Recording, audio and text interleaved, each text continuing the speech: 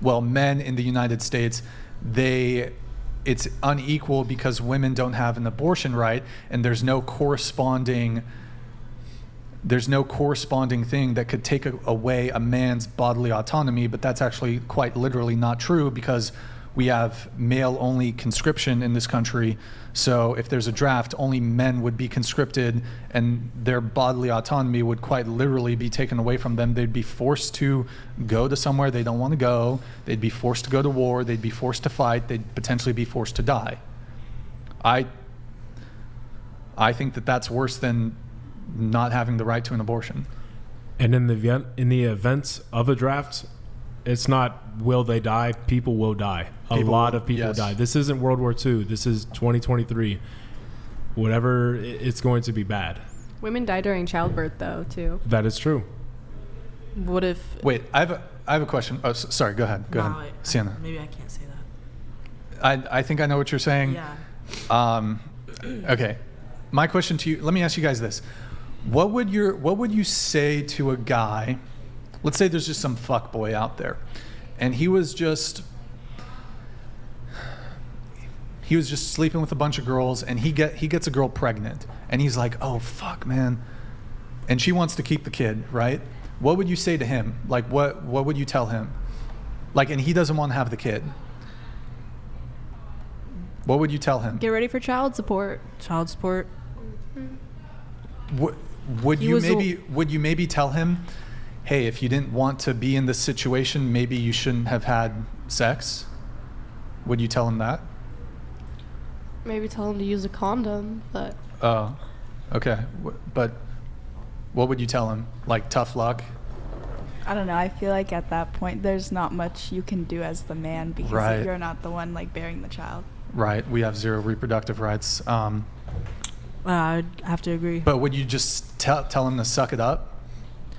I mean, at that point, it's either like you discuss it with the girl and you try and like come to an agreement. I don't know, or like you can't. She wants to keep the kid, and she's going to come after. She's definitely going to come after you for child support. What do you tell the guy? I mean, there's nothing you can do then. You tell him. What do you tell him though? There's nothing you can do. Like, you have to pay the child support. Tough luck, right? He has no say, you right? shouldn't have done that, right? See, we only hold men accountable for their bad decisions, but... I wouldn't say you shouldn't have done that, though. I'd just say, like, that is the result of an action that, like, was taken. I don't think that the same thing can be so said. men have no reproductive rights, so there is no inequality. I mean, it's not necessarily, like...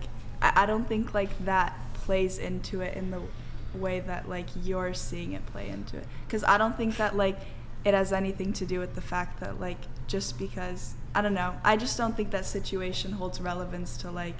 But I guess what's interesting is when, for example, if a woman wanted to get an abortion, and if we were to tell that woman, you should have just kept your legs closed, a lot of people would be very offended by that comment and say, well, women should still have an option, and whereas if a man gets a girl pregnant, suck it up, tough, enjoy 18 years of child support.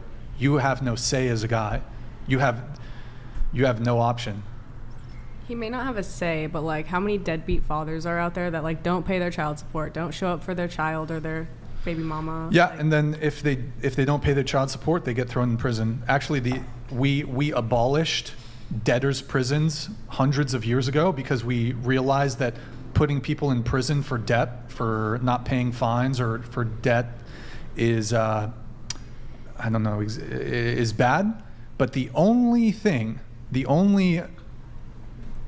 way that you can go to jail for not paying a fine or not paying a debt is through child support. So basically men are exposable. Men are viewed, we are the wage slaves of society. That's it. But do you think there could be anything to do with the fact, I mean, so you've made this point before that men can impregnate multiple women, and women can only get pregnant by one man once every 9 months.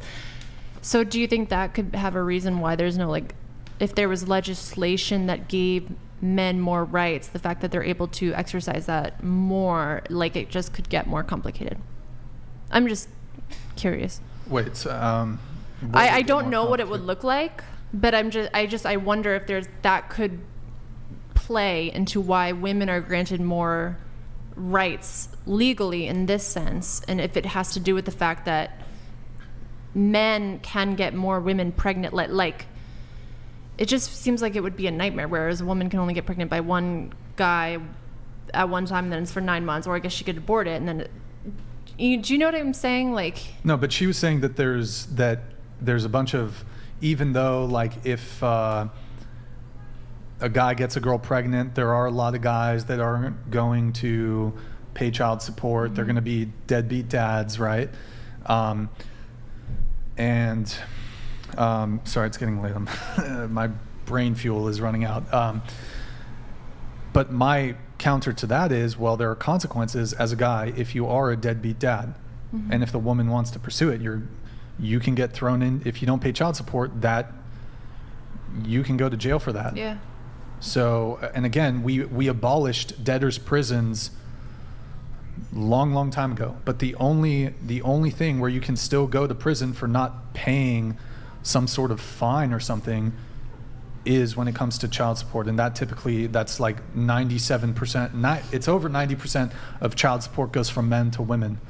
So, but it's interesting when men don't want to step up to the plate, when men don't want to be fathers, when men aren't in a financial position or don't want to financially contribute, they're called deadbeat dads. But when women want to get abortions, that like you go.